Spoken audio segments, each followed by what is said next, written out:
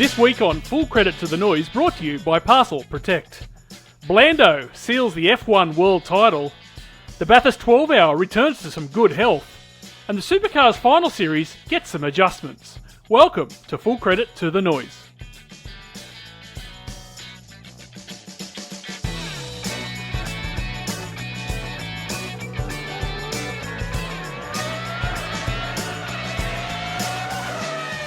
Well, hello, good morning, good afternoon, good evening, and welcome to Full Credit to the Noise. You can find this podcast on Twitter, Instagram, Facebook at FCTTN Podcast. You can find me on Instagram, Twitter, Blue Sky, and Facebook at Former_Legend.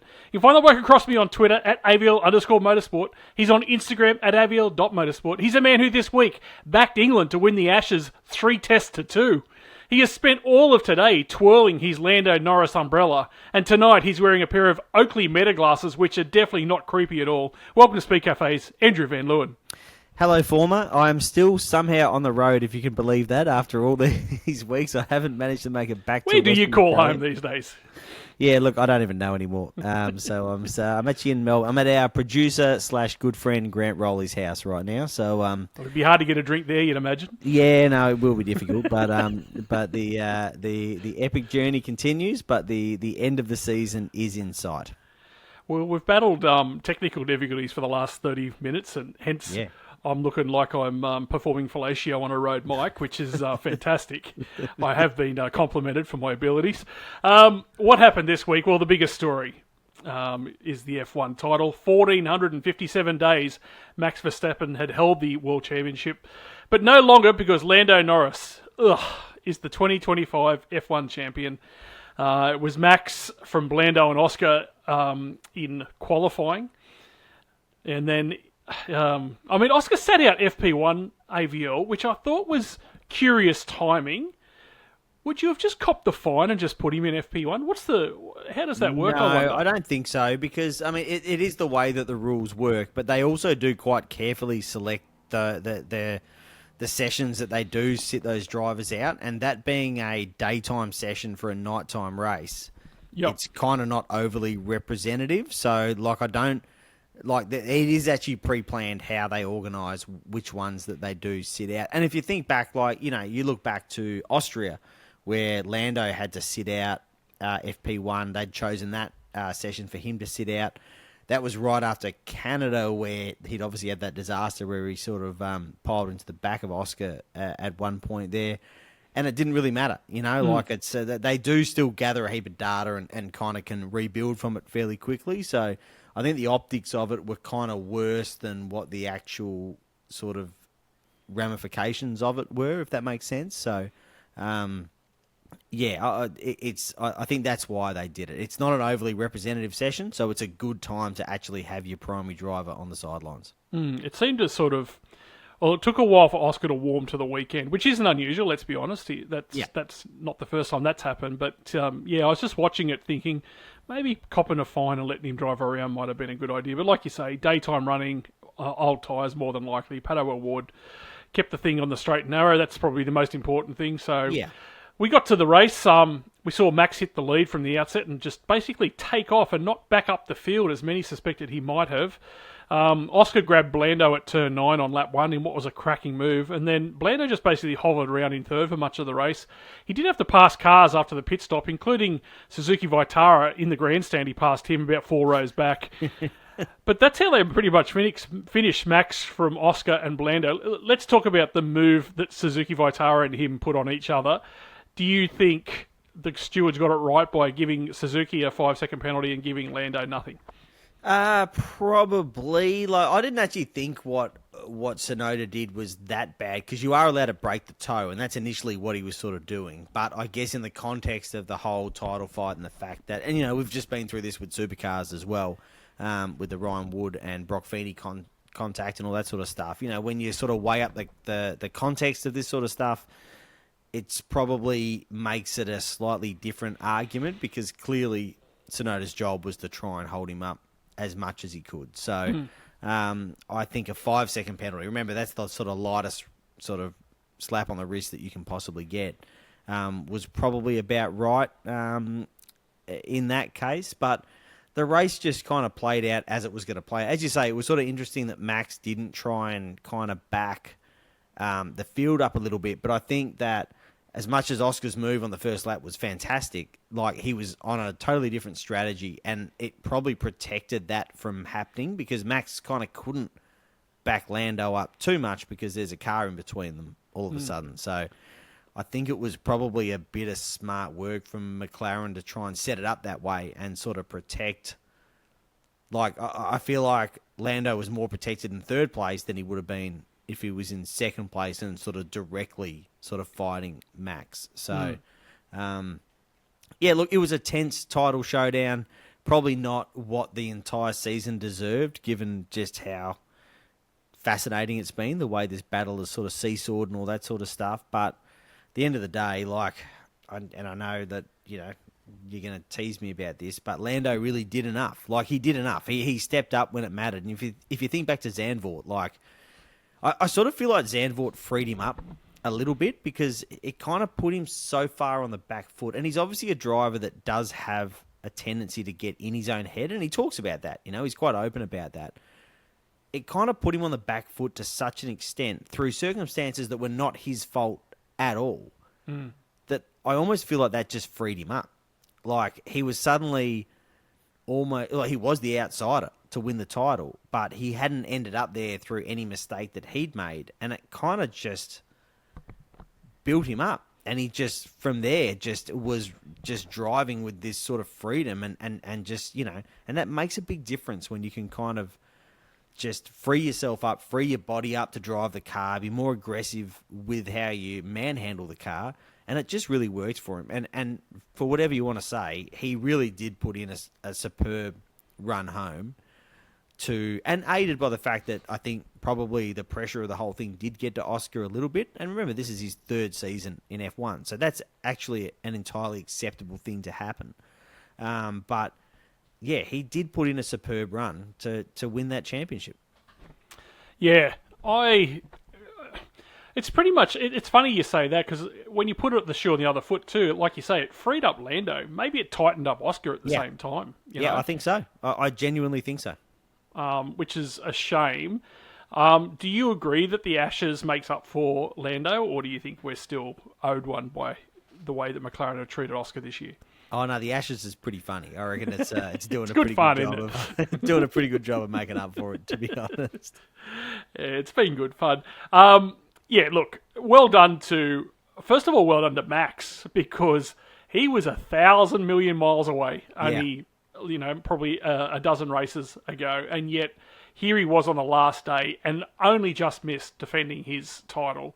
So that was extremely well done by him. Well, if you think about a couple of flashpoints there, I mean, obviously Barcelona's the obvious one where he just had that complete brain fade and, you know, ran into George Russell when he was trying to let him through and really cost himself a bunch of points there. But then also Austria, where Kimi Antonelli came from a mile back and clattered into him, and it really felt like his championship was done and dusted in that moment. Like, the McLarens were so fast at that point. Max doesn't score, and you think the whole thing's over. So, Max got quite cranky at a journalist for actually asking him about the Barcelona thing in his in the post race press conference in Abu Dhabi, where he sort of. I thought it was a reasonable question, AVL, and I like. It's Max. A pretty reasonable question, definitely. But championships are never made on those one little moments because you could look back to the fact that, you know, like Lando managed to somehow half keep the car on the road at Albert Park, and Oscar didn't, and dropped a bunch of points there as well. You know, but. It's championships just don't quite work in that exact way. There's never any one moment that really makes the difference unless it's the last event. Except Monza. Everything else is just sort of posturing to get to that point. So, but the fact that that Max kind of says, oh, well, he was trying to say it doesn't matter. It clearly did because he was literally having a fight with a journalist in a press conference about it. So it clearly struck a nerve somewhere. But for all that sort of stuff, you know, I think it kind of, and we'll see what happens next year. Like, obviously McLaren press pause on the development of that car at some point towards the end of the season, and the Red Bull did seem like the better car Qatar aside, where it was obviously incredibly fast, the McLaren package there, but did seem like the better car, and that there's been a bit of divergence in the way the two teams have gone about it, but they did do an exceptional job of rescuing that season, Red Bull and Max, and to end up actually so close to that fifth title, where it just seemed impossible mid-year, is still mighty impressive. Let's not forget, this is a team that sacked its CEO or whatever. What role was Horner? But the manager of the place midway through the year, and for them to just turn the whole season around. Laura Meckes has done a fantastic job. Clearly, he has. Yeah, he seems like a man that people like to work for. So yeah, and I think he's obviously just has an entirely different approach. He has an engineering-led approach. He doesn't seem at all interested in any of the drama, which is what Christian Horner loved. And what else did he love? Yeah, not necessarily for better or for worse. That was kind of the showmanship of putting that team in the spotlight. Remembering it's owned by an energy drinks company, it is a marketing exercise at the end of the day. So there were some benefits that came from his approach, but this actual engineering and motor racing led approach has certainly revived that team. And now we head into a new season and this new relationship with Ford and Red Bull powertrains and all that sort of stuff. It will be very interesting to see how that all plays out. Yeah. Let's go to the Shift Cup, because there is a little bit of news blowing around at the back end of the year. 4, 3, 2, 1. And Liam Lawson says he's looking forward to building on the second half momentum of his 2025 season as he prepares for his second full year with Racing Bulls in 2026. Earlier in the week, he was confirmed at Racing Bulls for another season, with British rookie Arvid Lindblad joining him, while Isaac Hadjar moves up to Red Bull, to the seat of death. Mm-hmm. I've heard different things about this Arvid Lindblad. I feel like this is a good opportunity for Liam. I think so. I think Arvid's pretty fast, but he also got beaten at the New Zealand Grand Prix by Will Brown at the start of the year and got out-qualified for pole by Brock Feeney, who had never driven an open wheeler in his life. But I think that actually is more of a statement about how good the Supercars guys are than any sort of comment on Lindblad's ability. He's clearly very good, and Red Bull see a big future for him. But at the end of the day, Liam's done well to rescue his career, because he fundamentally got fired after two rounds of the F1 season this year. And it all could have come crashing down really fast, and he's done really well to arrest any slide that was going on there. And to be honest, even when he went back to RB, he didn't exactly set the world alight immediately. No. It took him a while to sort of stabilise, and he did that, and he was patient, and suddenly he has established himself as someone that Red Bull sees worthy of being on the Formula One grid, which is a fairly impressive thing. So the challenge is whatever happens next, And again, there's just so many question marks over everything for next year because of these new regulations and new cars, and who are they going to suit, and how's it all going to play out. But yeah, I think Liam's done a great job this year of reviving a career that could so easily have just been decimated by what was an incredibly difficult start. Supercars is set to make a few small tweaks to its final series regulations following the inaugural running of the controversial championship format. The most notable change tabled by Supercars focuses on the bonus point structure, with a bigger spread to be applied ahead of the grand final. Amid the points resets that take place after Bathurst and each finals round, bonus points are awarded based on the standings. This year, only 50 bonus points were given to the leader after Sandown to take to the grand final, with 30 for second, 15 for third, and none for fourth. Supercars plans to up that to 150, 120, 96 and 78 for next year, which is in line with the bonuses award after Bathurst and the Gold Coast. I tell you what, I've had 98 different messages on Instagram alone with different suggestions, and there's been some decent ones too. Yeah, I mean, I guess tweaks were just inevitable, right? It was the first go at it. It was very unlikely to be perfect at the very first go. I still think Supercars did a great job with the format. I think compared to the kind of dumpster fire that NASCAR has, it was a very good first go at implementing a sort of finals series. This change, it kind of feels bigger than it is, because you're talking about going from sort of 50 bonus points to 150, but the actual spread's not that much different, because it's 150 to 120, but it just opens up a little bit more of a gap, and obviously just gives whoever comes into that round as the series leader a slightly bigger advantage, and I think that is a good thing. Like we can find a kind of nice, happy little medium ground here between a traditional format and a finals format. What I hope doesn't happen is that we just kind of end up. You don't want to end up in no man's land. Like if you're going to do it, commit to what you're doing. I agree. Like it's really easy to sort of, if you end up in a situation where the leader of the championship walks into Adelaide not needing to do all that much to win the championship, well, then that's kind of what we already had. So, let's not go too far down that path. But I think this is obviously a tweak worth making because you do still want to reward, consistency across the year and all that sort of stuff. But we can't forget that the whole point of this is that we do have days like Sunday in Adelaide. Like that is actually the point of it, So little tweaks are good. They were going to be inevitable. But I just hope we don't get, and that this isn't a case of that, but it really, we need to embrace if Supercars is going to commit to this, and given the fact that the Adelaide deal is basically built around committing to this, it is going to, then just commit to it. Like just live whatever happens, in the next few years. Yeah, as we probably suspected, Will Davison was announced at Penrite as a part of their Enduro lineup. Bloody good get from them, let's be honest. Geez, AVL, I said this last week, I'll say it again. Geez, things changed from Bathurst. We thought we were pretty much on the money at Bathurst, and it's just moved around to the point where we've got two supercar or former supercar drivers there, but both will give the race or both races a pretty fair shake, so it's a pretty strong lineup for them. Speaking of Enduros, the Bathurst 12-hour organisers have confirmed an entry of at least 30 cars for the 2026 edition. As it stands, the entry list is the largest since 2020 at this time of the year. That year, 34 cars took the start. Organisers confirmed this year's race will be a multi-class affair with GT4 and invitational entries lodged. Entries remain open until January, and a full entry list will be published thereafter. Early indications are that Mercedes will be well represented with at least 10 AMGs on the grid, including Craft Bamboo, who have confirmed they're bringing 2 cars over.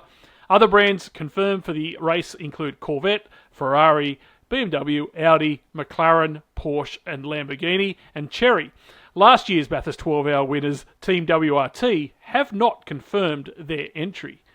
Things are looking up for the 12-hour, which is obviously good news. I love it. And I know you do. I know this is actually your favourite event, isn't it? It is. Like, you love it so much. Better if it was 24, but we'll take 12. It's and I think there's a bit more to come on the manufacturer front there. That's all I'll say. We just finished. I'm in Melbourne because we just finished wrapping up our summer grill filming, and we did speak to a fairly prominent person from a fairly prominent manufacturer, and there were no confirmations of anything but a fairly wry smile when asked about the 12-hour next year. So I think there's saying that me ducking out to Liverpool could be on again. Is that what you're saying? I'm just saying I think there's going to be some fun stuff going on at the 12-hour next year. So. Speaking of new additions to the GT3 grid, maybe this year, but Toyota's long-awaited entry into GT3 racing will soon end, or the drought will soon end, thanks to the all-new platform based on the GR GT road car. The GR GT3 is powered by a 4-litre twin-turbo V8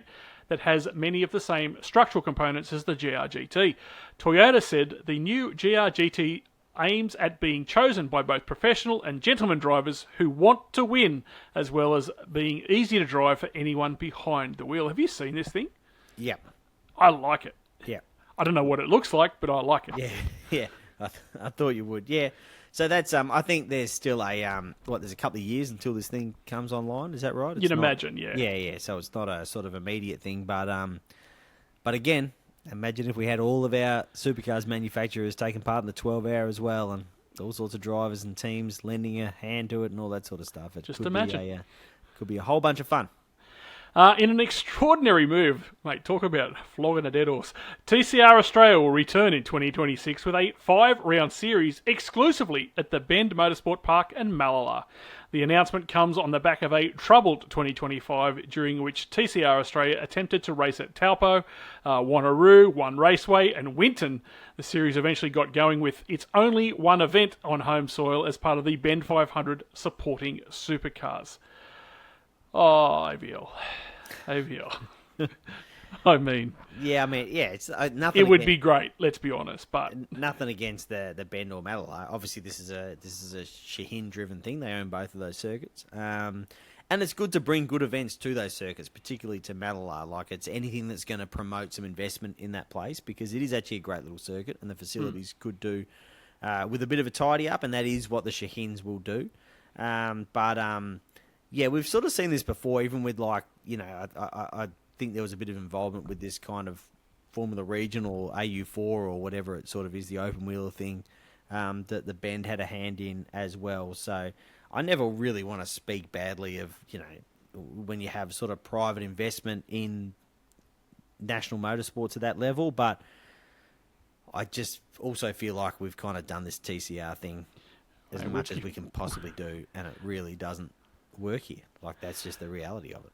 Feel like it's a bit like Bonnie Blue. It's been done from every angle, AVL, and we still haven't found a solution. So, finally, in an opportunity for Speed Cafe and AVL to open up their wallets and get their short little arms down into their deep pockets, Pheasant Wood Circuit is up for sale. 2 hours south of Sydney. It was opened in 2009 as the Marulan Driver Training Centre. The facility was designed to offer asphalt and dirt experiences. The circuit was purchased in 2016 by Steve Shelley and underwent a series of upgrades, including a 1.6 kilometre 9-turn circuit licensed by Motorsport Australia, the fully operational race control tower, CCTV network, and complete circuit surveillance, plus a 4-bedroom residence. Price is upon application, AVL. You'd have it in your ashtray, they reckon. Yeah, absolutely. Yeah, no stress at all. That's imagine having your own racetrack like that. Full credit to the Noise Park. How good how good would that be? Yeah. All right, we'll go to a break and we'll come back with the end of year report card for Supercars. Full credit to the Noise. Winter could spell bad news for your vehicle's battery. Here are 3 maintenance tips from the battery gurus at R&J Batteries. 1. Avoid frequent short trips to keep your battery at a healthy state of charge. 2. Keep the battery terminals clean and corrosion-free. 3. Avoid running your accessories with the engine off for too long.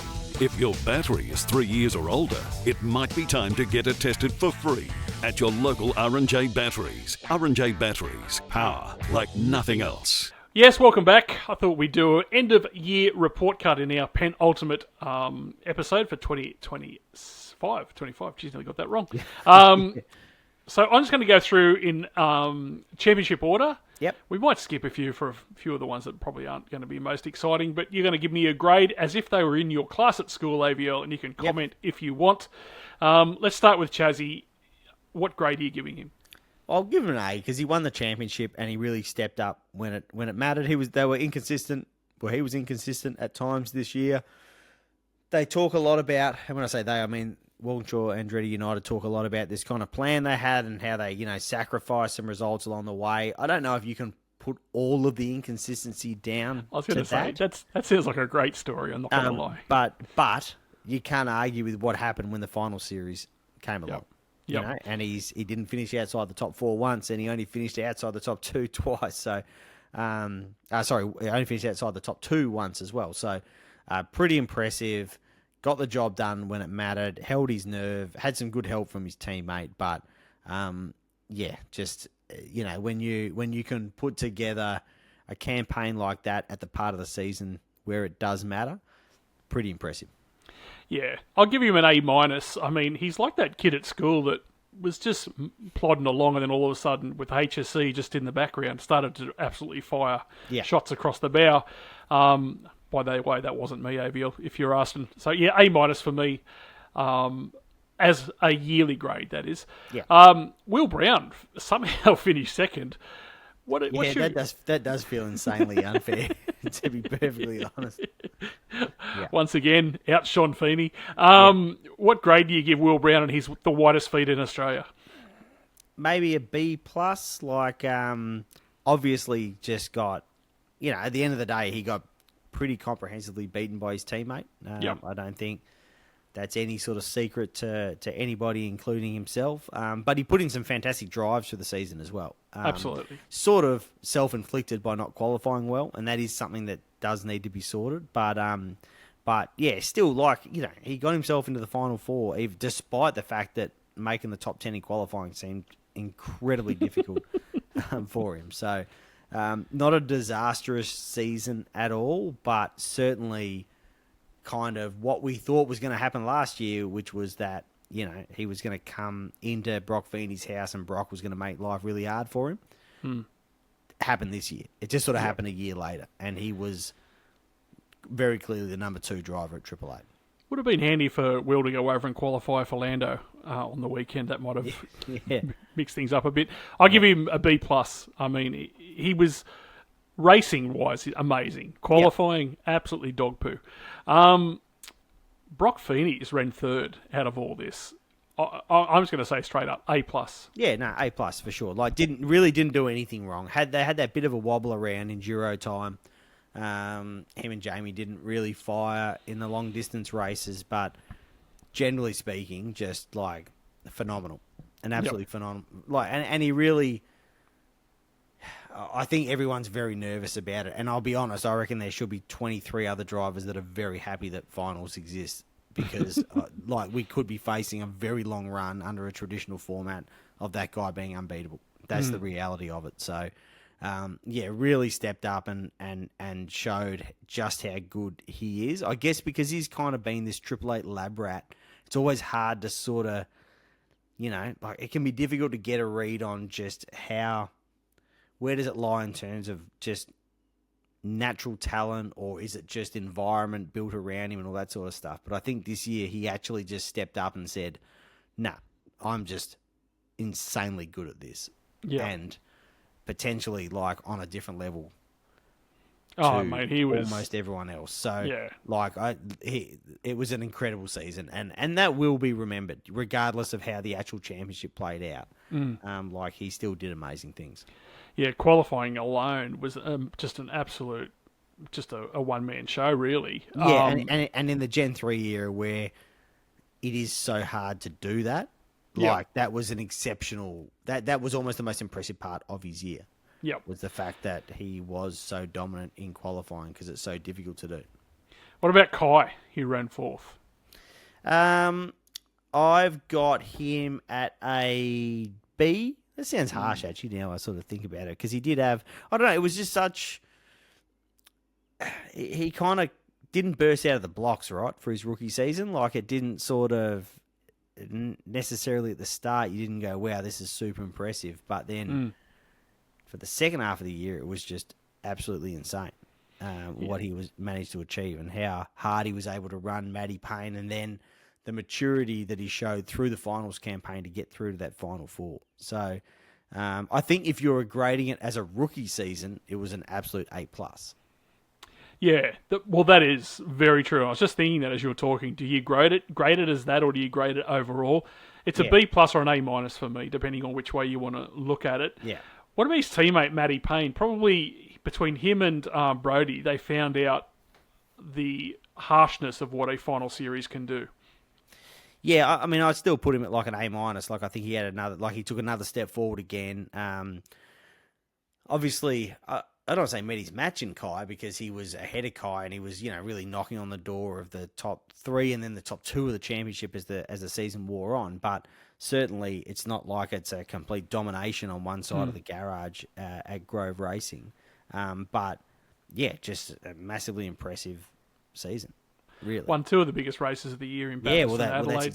That's exactly right. And I guess Bathurst, the kind of the tricky part about Bathurst is they qualified so poorly there. It kind of took the rain. The rain really helped get him in contention. They didn't actually cross the line first, so it wasn't a, if he'd gone and qualified on pole at Bathurst and driven away from everyone, you probably have a slightly different kind of grade there. But in saying that, it's not. There's no negative to the grade that I would give him. Like, that was an incredibly great season. Yep. And you can't help but feel that there's plenty of Supercars championships in that guy's future. I've got him as an A-, same as I've put him as Chaz. I think there's years with stellar, but you're just comparing him to Feeney when you look at what an A+ should look like. Cam Waters is an interesting one. Started like an absolute house on fire, but stopped equally as quick. What do you got him as? I've got him as a B. I mean, obviously, yes, after SMP, we were like, who's going to stop this bloke? Like, absolutely nobody is going to get near him. Yeah. And then that's absolutely just not how the season played out. But it also, because they weren't winning, and I'll jump ahead a little bit. I've got both tick for drivers at the same grade because they weren't sort of winning. It kind of felt like they weren't performing, but they were still got 2 cars into finals, even in what was a kind of lean season. So again, there was clearly some sort of plan or approach going on there. So yeah, I think it's easy to sort of say, well, the season went off the boil and it was absolutely no good. And then obviously it just really fell apart in the finals. They just didn't execute there at all. But the fact that they kind of in a lean year got 2 cars through 2 finals, I think is still, there's something to be impressed about from that. I've got Cam at a B- and then Thomas as a C+. I just feel like he's got to start winning, AVL. Thomas? He has to start winning.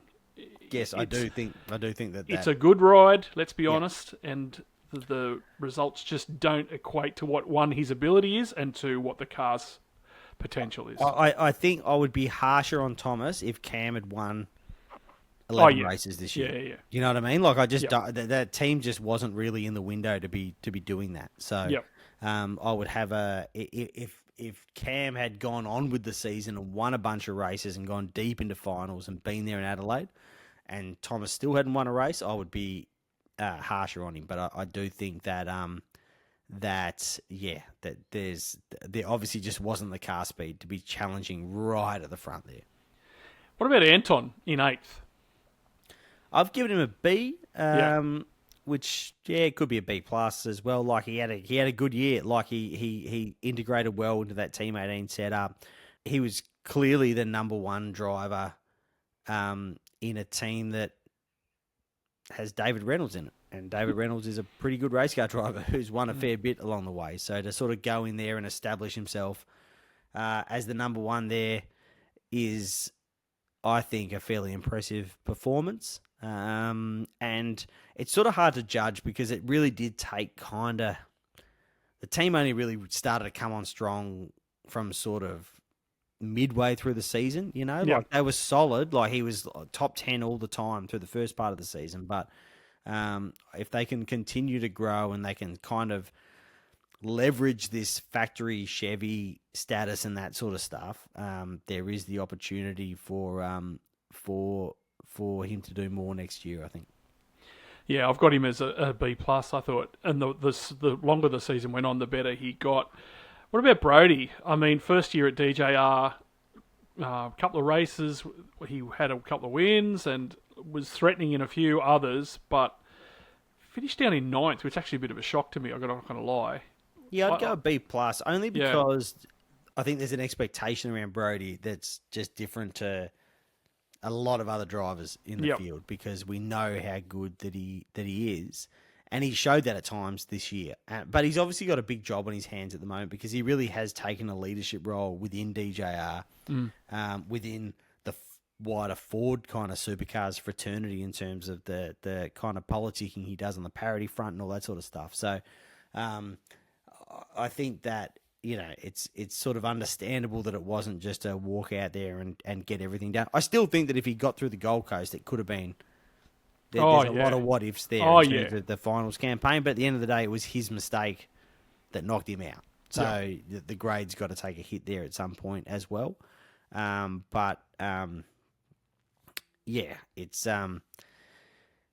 was a difficult season to read for Brody, to be perfectly honest. But there's so much going on in the background that I think that's what sort of muddies the waters a bit about just looking at results.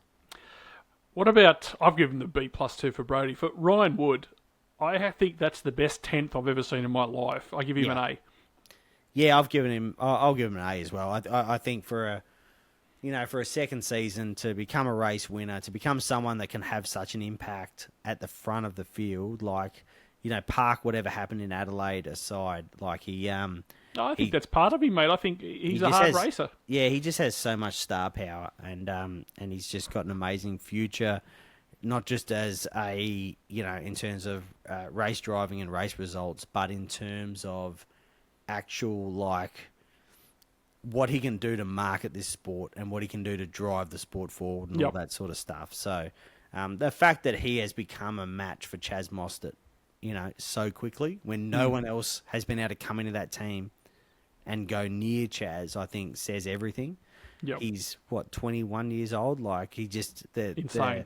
The future that guy has ahead of him is just so exciting, and not just for the team that he's with, but just for the sport as a whole. You know what I mean? Yep. Like Yep. it's just Yep. he can do so much for this for this sport and this category. That's really exciting. All right, we'll go through the next lot. I'll probably just pick out the ones that I think are interesting. Just without comment, just give me a grade. I've got Andre Heimgartner in 11th. I say C+. Yeah, I said the same. Yep, no, he kind of got results when they were there. That BJR were just so inconsistent, even across their own 4 cars throughout the season. But like the podium on the Gold Coast showed that he can still certainly he can get the job done when it's there to be done. Cameron Hill, I've got B. Yeah, I'll go B. I mean, won his first Supercars race, kind of, like that's, I don't care who you are or what the circumstances are, that's a pretty impressive thing to do. Reynolds, I've got a C+.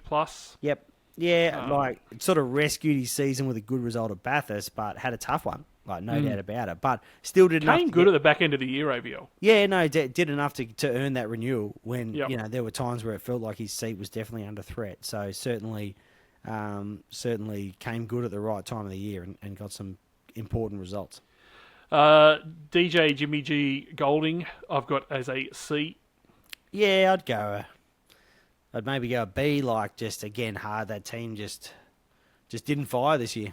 They went backwards, and I think it's put a lot of pressure on them for next year. But there's obviously some massive changes going on there. But I'm not sure that it was. Yeah, well, who knows? Like again, just very difficult to read. Bryce Forward, I've actually got as a B-. Actually, for some reason, He had a good year. Yeah, I think so. He had a think good so. year. He really got some results when the other BJR cars weren't getting too much. So I had Bryce at exactly the same. I actually think he had a pretty stellar year. The shock retirement of Nick Percat in his final year, I've given him a C+. Yeah, I'd probably give him a B. Or like he's still so fast. When it's all working, he's just still so quick. But I'm looking forward to seeing the next phase of his career in that 888 Enduro drive. Jack LeBrock, I'd go with a C, maybe. Like again, kind of hard to read. Like Erebus's form was a little up and down. So yeah, just in the middle somewhere. Yeah, I'd go around the same. Cooper Murray, I think it was a bloody good year, and yet I'm surprised he's so far down the list. I've got him as a B-. Yeah, I think I'd probably be around the same. Like obviously, big result at Bathurst. Made a big difference, but could have won. AVL. It was his rookie season as well. Yeah, and I think through circumstance, he probably ended up having his rookie season a year earlier than would have been absolutely ideal. But he has kind of, if you look at some of the mistakes at the start of the year, it did all sort of get ironed out, and he really did look very impressive. Like I think he has the X factor. I think he's an exceptionally good race car driver that, again, has a very long future in the sport. Another guy on the way out's James Courtney. I've got him as I thought it was a pretty decent season as a C+. Yeah, still does an amazing job. Yep. I think still. You got to remember that, and we'll talk about Will Davison next. Like, these are guys that were absolute A grade. Like, at one point on their way to Formula One race car drivers, right? Like, so even once they get a bit older and that sort of stuff, they don't just completely forget how the whole thing works. And there were times this year, if you look at the fact that I think Aaron Cameron's a really exciting talent, and JC still could beat him more often than not. Because the guy is exceptionally good. Will Davison, I don't want to talk badly. C-. Yeah, look, I think it was just a middle of the road season for Will. It's obviously I think there are factors in that team environment there that are just difficult to deal with as they go through this sort of rebuilding phase. And it's kind of just, it's at the end of the day, Brodie's really building this team around him. And it can be difficult to kind of yeah, like it's. I think there's just more going on there than we saw. We look at all the changes there, and all that sort of stuff, and I think that it's. I think the switch that Will's going to go through now and going to Grove Racing and getting in a good, healthy environment as an enduro driver is going to be a good thing, and we'll see the best of Will Davison. Well, he did it once before with the monster car and Sean. So, Macaulay Jones. He had an okay season. Like he had some good results every and there. Yeah, like again, like just so difficult to get a read on. On that team, they had their good days. You know, he's popped up in the top 10 a few times. Like I think that's. I think it was a fairly decent campaign from Macca. Well, I'm a bit like you about Aaron Cameron. I think he can hold his head high. He led the the BP Grand Final. Yeah. He had some other good results. Made a couple of shootouts. I think it's a C+ for me, but I like where it's heading. I think so. Yep, and I think the fact that he earned that, contract extension with BRT says a lot. Yeah. I think that it's going to be a really nice match with Jimmy Golding next year. Like he's got a really healthy benchmark to go into that team against. But again, like to just go, these drivers just need to at some point show that they've got that X factor and do something like Camo did in Adelaide. Yep. Like exactly. He just went and did the thing, and like that takes the pressure off enormously because the team and everyone else outside of it looks at it and goes, all right, cool. Like it can happen. Like the potential is actually there. So, and again, it's really easy to say, oh, should he be out there toweling up a 40-something-year-old teammate like James Courtney week in, week out? I mean, ideally, probably, but again, James Courtney's not your average race car driver. No, that's right. He's so good. So it's much easier to say than it is to do. I think there's a bit of promise there with Camo for sure. Jackson Evans, who I'm an unashamed fan, I think he had a shocking year, really, and I actually thought he might sort of pop up around 18, 17, 16. So for 23rd, I think it's a bad year for a bloke who can drive. There's no doubt about it. So. Yeah, look, I just think it's a case of like I think he had terrible luck, and the luck is kind of made, when you're not when you're qualifying down that end of the grid and that sort of stuff. But he just had an exceptionally bad run of luck, and it's a bit like, we look at cricketers when you're having a bad run of form as a batsman, and you just every bad decision goes against you and that sort of stuff. It just sort of felt like that kind of thing for him. But the opportunity to go to WAU now and rebuild his career is there. Like it's right there. And he's a professional race car driver that will make a very healthy living doing all the GT stuff and all the other stuff he does as well. But yeah, I actually think he's really well placed now to go and rebuild his career from a Supercars perspective. And finally, Richie Stanaway. Remember him? Didn't get to finish the year out, which was a shame. Just, again, I think we all said it before, 2 years in the one place might have been a bit different for him. He never got that opportunity, and the year was just a write-off from about 3/4 of the way through the season for mine. Yeah, again, they just kind of, that team didn't have a great year, and I think that the times we've seen the best of Richie Stanaway in Supercars are few and far between, unfortunately, and I still think he is an exceptionally talented race car driver.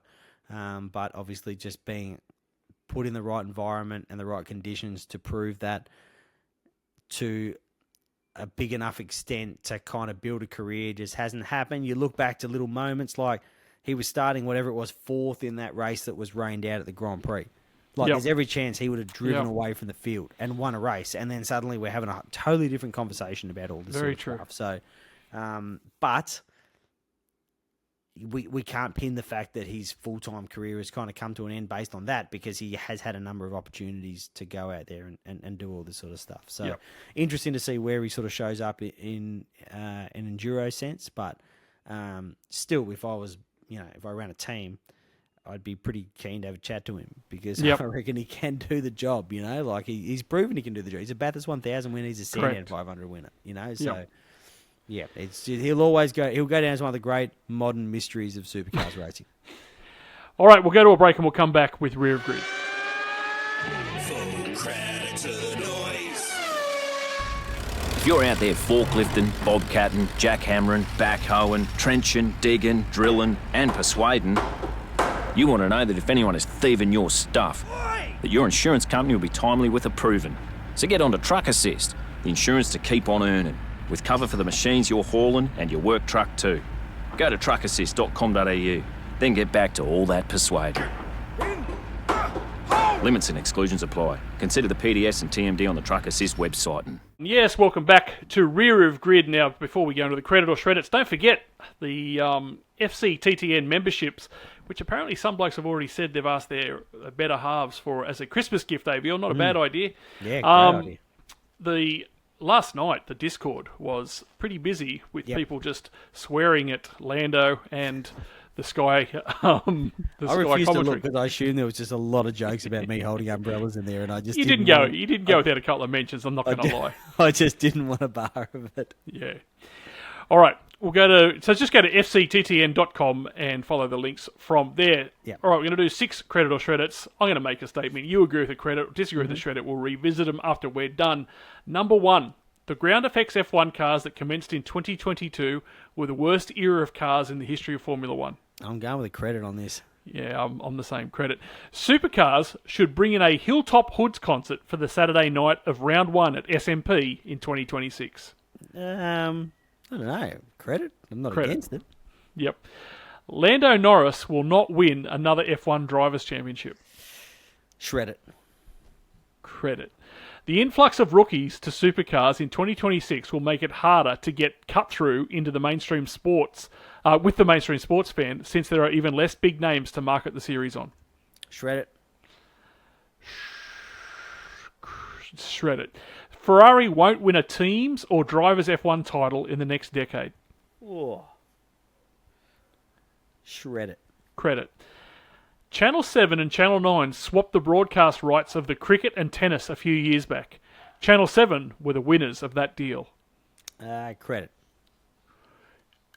Credit, I think. All right, we'll go back.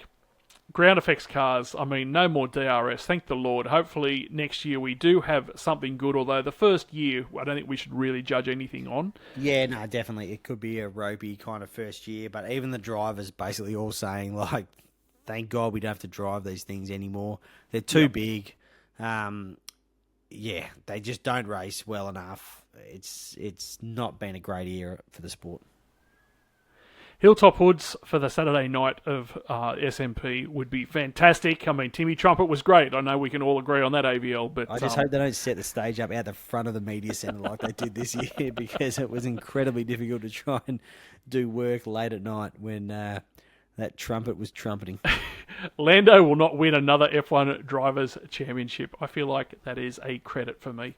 Nah, well, look, who knows? What's it going to do to him? And this was an incredibly difficult championship to win. Like, he had to beat a remarkably fast teammate and a guy who's going to eventually go down as one of the absolute best Formula One drivers in the history of the sport to get it done. So, I think it is actually quite an impressive feat, what he's achieved this year. And it might just unlock something and make him even better. It might not. You don't know. We don't know what's going to happen with the new regulations, so we really have no idea. But I don't know that he's necessarily the fact that he did the way he ramped it up at the end of the season. I got to say, I do think that there's something there that could mean he could win another championship. Don't think he's going to win 7 of them, but I don't know that he's necessarily a Damon Hill style sort of one and done. The number of rookies will make it harder to get cut through in mainstream media for the sport next year in supercars. No, well, I don't really see how it's relevant, because we're not getting a bunch of cut through right. In fact, the biggest thing that's got cut through this year was finals. And that's why I think finals are so important, because we're not necessarily getting cut through with the drivers we got. So I don't know if keeping James Courtney in the sport for all the what we've been saying about how good is really going to make a big difference. In fact, if you look at your Ryan Woods and guys like that, who knows what sort of absolute star power that we can actually unearth. And it might take some time, but that's where, again, I think the importance of the finals series can't be overlooked, because that's kind of the talking point now. until we re-establish some of these stars and build these new stars and all that sort of stuff. Ferrari won't win a teams or drivers F1 title the next decade. I said shred it because, look, like you said, change of rules, maybe things will sit in place. There's all these theories about how the Mercedes power unit's so much better, but who knows? Like, that Ferrari might be unstoppable, like, rolling into next year. You literally don't know. Like, there's no way to tell. So that's why it's a shredded, because there's just too many factors at play to really kind of make that call. So, yeah. And they've got the driver. Like, they've got the driver in Charles Leclerc to I think, lead a championship campaign if he can get the right car. Yep. That's just the question.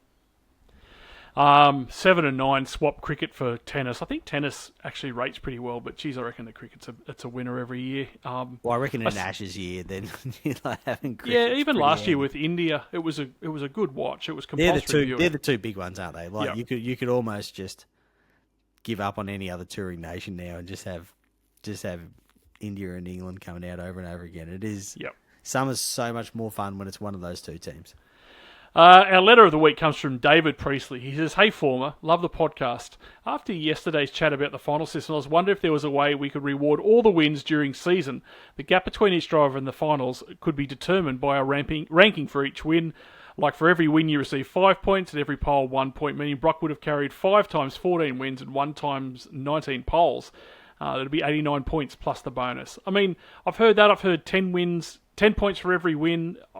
I think, like you said, we don't want to change it so it basically just becomes what it was. Yeah. But you also don't want to make it 2 win and you're in. Like, I like that for the finals series itself.